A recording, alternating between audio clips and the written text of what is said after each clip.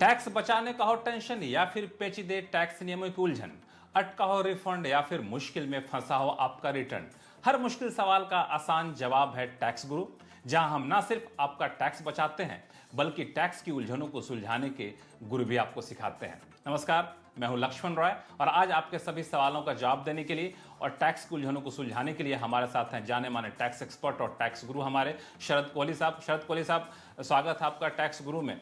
और शरद कोहली साहब की तारीफ करनी पड़ेगी, तमाम लॉकडाउन और तमाम कोरोना के खौफ के बीच लगातार हमारे शो में जुड़ते रहें। कोहली साहब, ये महीना काफ़ी अहम है क्योंकि 1 जुलाई से कई सारे नियम बदल रहे हैं। तो इन सारे मुद्दों पर हम बातचीत करेंगे, लेकिन पहले बता दूं अपने दर्शकों को कि अगले आधे घंटे तक हमारे इस शो में क्यों जुड़ा रहना आपके लिए होगा फायदेमंद, क्योंकि इस शो में हम आपको बताने वाले हैं बैंक और पोस्ट ऑफिस से कैश निकालने पर टीडीएस के नियम बदले, किन के नियमों का रखना होगा आपको ख्याल। साथ ही हम ये भी बताएंगे कि आज इनकम टैक्स के ऐसे सेक्शन की जिसके जरिए आप अपने खर्चों पर भी ले सकते हैं टैक्स छूट। और जीएसटी के तहत कंपोजिशन स्कीम सभी छोटे कारोबारियों को मिलेगा या फिर उसमें भी कुछ शर्तें हैं। इन सारे मुद्दों पर हम बातचीत करेंगे, लेकिन सबसे पहला मुद्दा, जैसा मैंने आपको वादा किया था कि 1 जुलाई से बदले हुए एक नियम की, वो है कैश विड्रॉल को लेकर के। बैंक या पोस्ट ऑफिस से आप जो कैश निकालते हैं उसके नियमों में बदलाव किया गया था, वो बदलाव 1 जुलाई से लागू हो गया है। यानी अब आप जो पैसा निकालते हैं कैश विड्रॉल, तो उसका खास ख्याल रखिए और इन नियमों का आपको विशेष ध्यान रखना पड़ेगा, वरना नुकसान होगा। वो नियम क्या है, कोहली साहब बताएंगे। कोहली साहब बताइए, क्या है बदलाव जो 1 जुलाई से लागू हो गया है? जी हाँ, एक नया सेक्शन लक्ष्मण लाया गया है जिसका नाम है 194N। और 194N के अनुसार आपको, हमारे दर्शकों को, आपको भी याद होगा कि 1 करोड़ से ऊपर जब आप बैंक से निकालते थे तो 2% टैक्स तो लगता ही लगता था। नया नियम ये लाया गया है कि अब आप 20 लाख से ऊपर अगर निकालते हैं और आपने 3 साल तक अपनी रिटर्न नहीं फाइल करी है तो आपको 20 लाख से ऊपर विड्रॉल्स पर ही टैक्स लगना शुरू हो जाएगा। और वो 20 लाख से 1 करोड़ तक वो टैक्स होगा 2%। 1 करोड़ से ऊपर यदि आप निकालते हैं और आप रिटर्न नहीं फाइल करते हैं तो आपके ऊपर 5% लगेगा। और लक्ष्मण, यही नहीं, 1-2 और चीजें हैं जो कि टैक्स पेयर्स को बहुत ध्यान रखनी पड़ेंगी। वो ये रखनी पड़ेंगी कि आपका बैंक में कितने भी अकाउंट हैं, सेविंग्स हैं, करंट हैं, यही नहीं, जितने भी बैंकों में आपके अकाउंट हैं वो सारे बैंकों को जोड़ के ये फिगर निकाली जाएगी 20 लाख की या 1 करोड़ की। और एक और बात जो ध्यान रखने वाली वो ये है कि ये क्यूमुलेटिव फिगर है। क्यूमुलेटिव का मतलब है कि 20 लाख की और 1 करोड़ की एक तरह से एग्जेम्पशन है निकालने पे। मतलब अगर आपने 30 लाख निकाला तो 20 लाख घटा के 10 लाख पे टीडीएस काटा जाएगा। आपने 1 करोड़ 10 लाख निकाला तो 1 करोड़ घटा के 10 लाख पे निकाला जाएगा। इसके अलावा जो 26Q 27Q जो टीडीएस के फॉर्म्स होते हैं लक्ष्मण, उसमें भी फेरबदल किया गया है। अब जो डिडक्टर है उसको यह भी बताना पड़ेगा कि उसने टैक्स काटा है। वो तो वो पहले ही बताता था। होता क्या था, वो खुद ही फैसला करता था, क्योंकि डिडक्टर को क्वाजाई इनकम टैक्स अफसर कहा जाता है, तो खुद फैसला करता था कि इस पे काटना है, इस पे नहीं काटना। डिपार्टमेंट ने कहा नहीं साहब, ये फैसला हम पे छोड़िए, आप अब ये भी लिखेंगे कि कहां आपने नहीं काटा है और कहां आपने कम काटा है। ये दोनों चीजें भी अब साथ साथ बतानी पड़ेंगी, किन किन पेमेंट्स पे नहीं काटा गया है, किन किन पे कम काटा है, और जो काटे पे तो आप पहले से ही बताते थे। तो ये सब नियम जो है नए 26 फॉर्म में ला दिए गए हैं। इसमें कोहली साहब, मैं तो वैसे कैश विड्रॉल बहुत ज़्यादा नहीं करता हूं, लेकिन मुझे एक चिंता ये सता रही है कि मैं जब कैश विड्रॉल करने जाऊंगा बैंक में तो बैंक वाले के पास इस बात का अपडेट है कि नहीं है कि मैंने आईटीआर फॉर्म भरा है कि नहीं लगातार 3 साल तक। यह भी हमको इंश्योर कर लेना पड़ेगा, क्योंकि मान लिया हम बैंक में गए और हमने फॉर्म भरा और बैंक वाले को पता ही नहीं, उसके सिस्टम में नहीं दिख रहा है, तो मुसीबत हो सकती है। क्यों? जी हाँ, बिल्कुल। उसके लिए लक्ष्मण, आपने बिल्कुल दुरुस्त संशय उठाया है। उसका जवाब यह है कि आप जब बैंक में कैश निकालने जाएं तो बेहतर है कि आप अपनी 3 साल की रिटर्न की जो आईटीआर वी होती है, जो एक्नॉलेजमेंट होता है, उसको आप साथ लेके जाएं। अगर आप चाहते हैं कि 1 करोड़ से कम के विड्रॉल पर आपका टीडीएस ना कटे तो रिटर्न को कॉपी साथ लेके जाइए। रिटर्न की कॉपी आपको साथ लेके जाना पड़ेगा। एक और चीज, मान लिया हमने एटीएम से पैसा निकाला, तब क्या होगा? जी हाँ लक्ष्मण, एटीएम से पैसा निकाला भी कैश विड्रॉल में माना जाएगा। तो जो बैंक का जो सिस्टम होता है वो आपके एटीएम विड्रॉल्स को भी कैश विड्रॉल में ही गिनेगा। और यही नहीं, जितने भी बैंकों में आप निकाल रहे हैं, देखिए सरकार ऐसा सिस्टम बना रही है कि आपने, मान लीजिए आपका 3-4 अलग अलग बैंक्स में अकाउंट है, ब्रांचेस की बात नहीं कर रहा मैं, अलग अलग बैंक्स की कर रहा हूं, अगर वहां भी आपका अकाउंट है तो वो सारों को ट्रैक करेगा। ऐसा एक इलेक्ट्रॉनिक टेक्नोलॉजी के माध्यम से प्रोटोकॉल बनाया जा रहा है। तो मुझे लगता है बहुत आपको सतर्क रहना है। तकनीक इतनी बेहतर है कि आप कहीं से बच नहीं सकते हैं, इसलिए बेहतर है कि आप सतर्क रहिए और जो नियम जो सतर्कता बताए हैं हमारे टैक्स गुरु उसका खास ख्याल रखिए ताकि आपको कम से कम टैक्स की देनदारी बन सके। चलिए अब शुरू करते हैं सवाल जवाब का सिलसिला। हमारे साथ गुजरात के भावनगर से कुसुम प्रजापति फोन लाइन पर हैं। कुसुम जी पूछिए, क्या पूछना चाहती हैं? हेलो, नमस्ते सर। सर मेरा क्वेश्चन ये है, एक सोसाइटी है, घर है जिसमें नमस्ते। हेलो, हाँ, हम 200 घर है, उसने एक सोसाइटी अपना बना लिया मेंटेनेंस के लिए और उसने बिल्डर ने 1-1 लाख रुपया स्टार्टिंग में लाइफ टाइम मेंटेनेंस ले लिया था सभी से। अब वो 1-1 लाख रुपया बैंक में जमा है और इंटरेस्ट आता है और उससे मेंटेनेंस का खर्चा चलता है सोसाइटी का, जैसे हो गया हाउस कीपिंग, लाइट, इलेक्ट्रिसिटी, सब कुछ चलता है। अब ये इंटरेस्ट जो आ रहा है, इंटरेस्ट ये ग्रॉस इनकम टैक्सेबल है कि जो हमने खर्चा किया है, लाइट, फिर से हाउस कीपिंग, सिक्योरिटी, ये सब खर्चा करने के बाद टैक्सेबल है या ग्रॉस इंटरेस्ट टैक्सेबल है? कुसुम जी बहुत बढ़िया सवाल पूछा, क्योंकि ये बहुत सारी सोसाइटी में जो लोग रहते हैं उनको ये प्रश्न उठता है। जी नहीं, सेक्शन 57(3) एक इनकम टैक्स में दिया गया है जिसमें यह बताया गया है कि जो इनकम फ्रॉम अदर सोर्सेज, ये आपकी सोसाइटी क्योंकि डिपॉजिट किया हुआ है, 2 करोड़ का डिपॉजिट है, मैं अगर कैलकुलेट करूं तो उसमें से ये जो आपने हाउस कीपिंग और ये सब बताया, ये उसमें से डिडक्ट नहीं होगा, आपकी ग्रॉस इनकम पर ही टैक्स लगेगा। ये 57(3) के अंतर्गत ये डिडक्टेबल आइटम्स नहीं है, तो पूरे के पूरे जो आपको इंटरेस्ट आया है उस पर सोसाइटी को टैक्स देना पड़ेगा। मतलब जो इनकम इंटरेस्ट है उस पर आपको देना पड़ेगा, पूरी रकम पे नहीं देनी पड़ेगी। अगले कॉलर हमारे साथ है मुंबई से जीवराज तोमर जी। तोमर जी पूछिए, क्या पूछना चाहते हैं? हाँ, नमस्कार। पहले तो ये बताइए तोमर जी, मुंबई का क्या हाल है? कोरोना से सुरक्षित हैं आप सब लोग? नमस्कार। नमस्कार जी, हम तो सुरक्षित है, हम सुरक्षित है, अभी तक मैं और मेरी फैमिली सुरक्षित है। बाकी तो केसेस बढ़ ही रहे हैं मुंबई में। हेलो। नहीं, बिल्कुल बिल्कुल, आप सतर्क रहिए, काफी सावधानी बरतनी है। पूछिए, क्या पूछना चाहते हैं? हाँ कोई सर, मेरा क्वेश्चन ये है, मेरे 2 क्वेश्चन है। एक क्वेश्चन मेरा ये है कि मैं गवर्नमेंट एम्प्लॉय हूँ, तो पहले क्या होता था, पहले हमारा जो डिपार्टमेंट वो बढ़ता था, ये एक्ट रिटर्न 2010-11-12 का। तो इन्होंने क्या किया, इन्होंने मेरे टिकट पूरा सही से काट दिया और आईटीआर भरते समय मेरा पैन नंबर गलत दिखा दिया, एक अक्षर में गलत लिख दिया। तो मुझे 2013 में कोई क्वेरी आई कि आपका ऐसा प्रॉब्लम हुआ है। मैंने उसे बोला कि भाई अपने जो टैक्स से बोल दिया, उनका सर कुछ नहीं होगा। बाद में मेरा उस ब्याह पे मेरे को पिछले 3-4 साल से मेरा रिफंड कटा, जो रिफंड होता रिफंड वो काट लिया गया। कुछ 25,000 10,000 रुपए एज मतलब पेनाल्टी एंड 50,000 एज इंटरेस्ट। आप बताइए मुझे वो वापस चाहिए कि क्या करना पड़ेगा मेरे उसके लिए?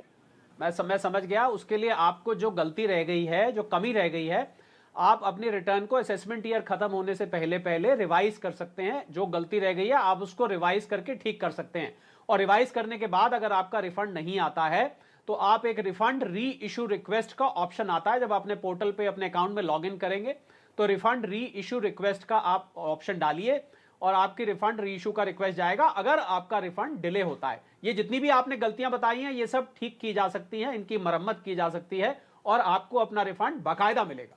तो इसको लेकर चिंता करने की आपको जरूरत नहीं है। आप रिवाइज रिटर्न भरिए और आपको जो वापस चाहिए पैसा रिफंड वो बिल्कुल आपको मिलेगा। फिर भी नहीं मिलता है तो आप हमें लिखिए, हमारे टैक्स गुरु, और हम आपके मुद्दों को सुलझाते रहेंगे आखिर क्षण तक। अगला सवाल हमारे पास ट्विटर के जरिए है। शरद कोहली साहब, ट्विटर से बहुत सवाल हमारे पास आ रहे हैं आजकल, लगता है ट्विटर पे आपको फॉलोअर काफी ज्यादा बढ़ रहा है। ट्विटर के जरिए श्याम करानी जी का सवाल आया है। ये पूछ रहे हैं कि नए ITR 2 में शेयर और म्यूचुअल फंड के जरिए हुए लॉन्ग टर्म कैपिटल गेंस की कुल रकम को कैसे दिखाया जाए। श्याम आगे भी बता रहे हैं कि 112A शीट में लॉन्ग टर्म कैपिटल गेंस के अलग अलग ट्रांजैक्शन की जानकारी भरना बहुत मुश्किल होता है। जी हाँ श्याम जी, मुश्किल तो होता है। देखिए मुझे लग रहा है श्याम जी का लक्ष्मण कंफ्यूजन कहां से आया होगा, क्योंकि 19 जुलाई 2019 को एक क्लेरिफिकेशन आया था जो कि 18-19 की रिटर्न के लिए था। उसमें यह कहा गया था कि अगर आप 112A 112A शीट नहीं बनना चाहते या 1115AD के अंतर्गत जो रिक्वायरमेंट है वो नहीं करना चाहते, तो आप जो अपना स्केड्यूल CG है उसमें आप एक कंसोलिडेटेड फिगर भर सकते हैं। परंतु इस साल जो 19-20 की रिटर्न जानी है, फाइनेंशियल ईयर 19-20 की, मतलब असेसमेंट ईयर 20-21 की, उसमें ये नोटिफिकेशन एप्लीकेबल नहीं है। कहने का मतलब ये है श्याम जी, अब मुश्किल जरूर होगा 112A, परंतु आपको वो जो ट्रांजैक्शन वाइज डिटेल भरनी पड़ेगी। अगर आपको दिक्कत महसूस हो रही है तो आप किसी असिस्टेंट, किसी चार्टर्ड अकाउंटेंट, किसी की मदद लेके उसको भर सकते हैं, पर वो दिखाना अनिवार्य है, उसके बिना वो सीजी स्केड्यूल में वो फिगर नहीं जाएगी। हालांकि अब इनके मुद्दे को तो आपने सुलझा दिया, लेकिन अगर वाकई 112A शीट भरना मुश्किल होता है तो मुझे लगता है कि इस मुद्दे को हम लोगों को सरकार तक भी उठाना चाहिए, ताकि इसको जितना ज़्यादा सरल से सरल किया जा सके, ताकि आम टैक्स पेयर्स के लिए भरना आसान हो। हमारे पास कई सारे सवाल आ रहे हैं कोहली साहब, लेकिन फिलहाल वक्त है छोटे से ब्रेक का। ब्रेक के बाद वापस लौटेंगे, फिर आपको बताएंगे कि अन्य स्रोत से हो रही आय के लिए अगर आपको अलग से खर्चे करने पड़ रहे हैं तो उस पर भी आप पा सकते हैं टैक्स छूट। लौटते हैं छोटे से ब्रेक के बाद।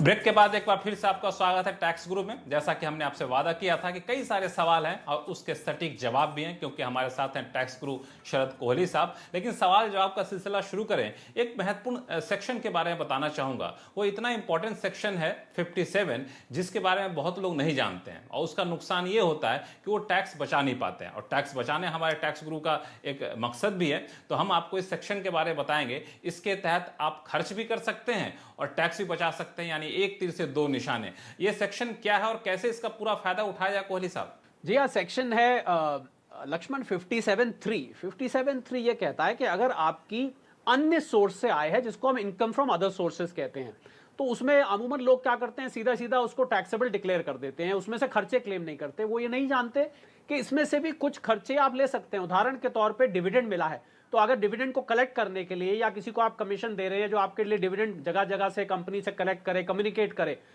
उसको जो आप पैसे दे रहे हैं वो डिडक्ट कर सकते हैं। मान लीजिए किसी को फैमिली पेंशन आती है, उसमें से 15,000 या 1/3 आप डिडक्ट कर सकते हैं। मान लीजिए किसी को कॉम्पनसेशन मिला है लैंड का और उस पर ब्याज आ रहा है, तो 50% वो ब्याज ले सकता है। यही नहीं, आपने फर्नीचर, बिल्डिंग या मशीनरी कुछ अगर रेंट पे दी हुई है, उसका आप डेप्रिसिएशन या उसका रिपेयर का खर्चा आप क्लेम कर सकते हैं। तो आगे से ध्यान रखें कि जब भी इनकम फ्रॉम अदर सोर्सेज हो तो एक दफे सेक्शन 57(3) को जरूर देखें। जो मैंने अभी बताया उसको याद रखें, क्योंकि आपका वो खर्चा अगर मिस होगा तो टैक्स की देनदारी बढ़ जाएगी। एक चीज और बता दीजिए कोहली साहब कि ऐसे कौन कौन से खर्चे हैं जिसको आप क्लेम नहीं कर सकते हैं, जो काफी सामान्य खर्चे हैं?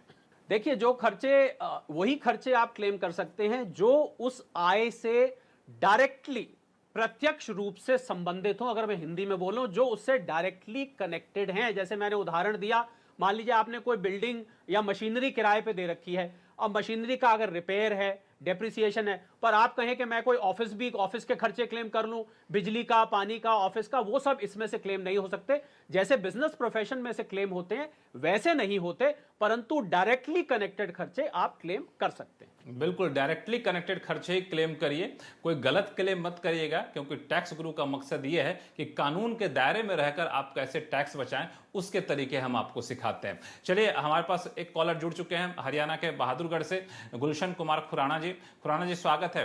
क्या उलझन है आपकी? मैंने एक मकान जुलाई 2018 में बेचा था, उस पर जो लॉन्ग टर्म गेन हुआ था उसको मैंने बैंक में कैपिटल गेन अकाउंट में जमा करा दिया था, और वो अब उसको 2 साल पूरे हो गए हैं और मैंने मकान खरीदा नहीं है। तो मेरा सवाल ये है कि क्या उसके लिए कोई ये जो सेक्शन 54 में क्लेम करने के लिए कुछ डेट सितंबर तक बढ़ गई है? दूसरा ये है कि अगर मैं मकान नहीं खरीदता और तो जो लॉन्ग टर्म गेन टैक्स होगा तो किस फाइनेंशियल ईयर में जमा कराना होगा? और तीसरा ये है कि कोई इस पर कोई पेनल्टी या पिनल इंटरेस्ट भी देना होगा, और चालान में कौन सा फाइनेंशियल ईयर में जमा कराऊंगा? जी हाँ, पहली बात तो आपने जो पहले पूछा कि 30 सितंबर तक बढ़ गई है सेक्शन 54 और 54EC में करने की, जी हाँ, वो डेट बढ़ गई है, क्योंकि अगर आपके 2 साल 31 मार्च को पूरे हो रहे थे तो अब आप, क्योंकि लॉकडाउन की वजह से जो एक्सटेंशन मिली है उसमें 30 सितंबर का फायदा उठा सकते हैं। दूसरा आपने पूछा जो कैपिटल गेन अकाउंट स्कीम में आपने जमा किया और अगर आप नहीं उसको इस्तेमाल करते हैं तो आप कंडीशन उसकी पूरी नहीं होती है, तो सेक्शन 45 के अंतर्गत आपको जिस साल में आपने नहीं इस्तेमाल किया, जब टाइम पूरा हो रहा है, मतलब जो आपके हिसाब से करंट ईयर होगा, उस ईयर में आपको उसके ऊपर कैपिटल गेन सीधा सीधा देना पड़ेगा, जैसे आप नॉर्मली कैलकुलेट करते थे। चलिए, मुझे लगता है जीके खुराना साहब के जो भी सवाल हैं उनके सभी सवालों के जवाब मिल गए होंगे। और अब तक हमने चर्चा की कि इनकम टैक्स के उलझनों को कैसे दूर किया जाए। इस बीच हमारे पास जीएसटी से जुड़े हुए कई सारे सवाल आ रहे हैं, तो अब बारी है जीएसटी से जुड़े सवालों का जवाब देने की।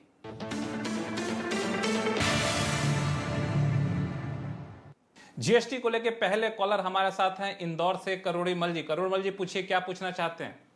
हाँ, नमस्कार जी। मैं ब्यूटी प्रोडक्ट्स में डील करता हूँ, बिंदी, संदूर, काजल, इस तरह की चीजों में। कुछ में जीएसटी लगता है, कुछ में जीएसटी एग्जम्प्टेड है। अगर मैं आगे बिल रेज करता हूँ तो क्या मैं एक ही बिल रेज कर सकता हूँ दोनों तरह के प्रोडक्ट्स के लिए, मुझे अलग अलग बिल रेज करना पड़ेगा?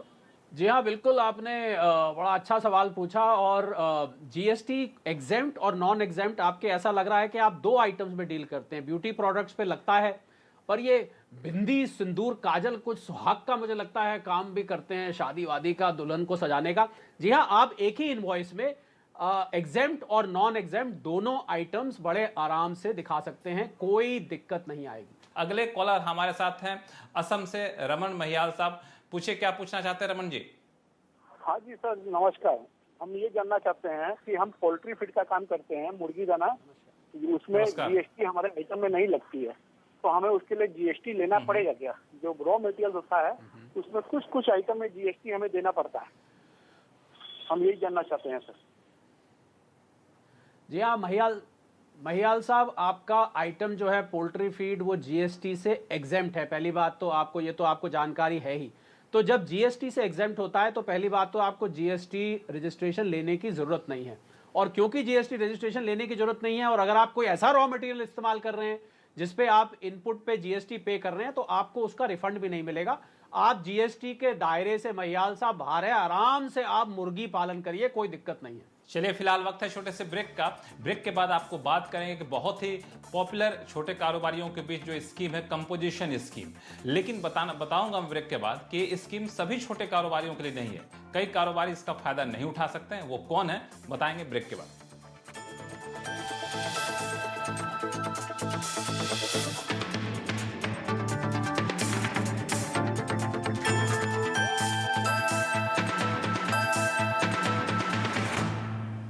ब्रेक के बाद एक बार फिर से आपका स्वागत है।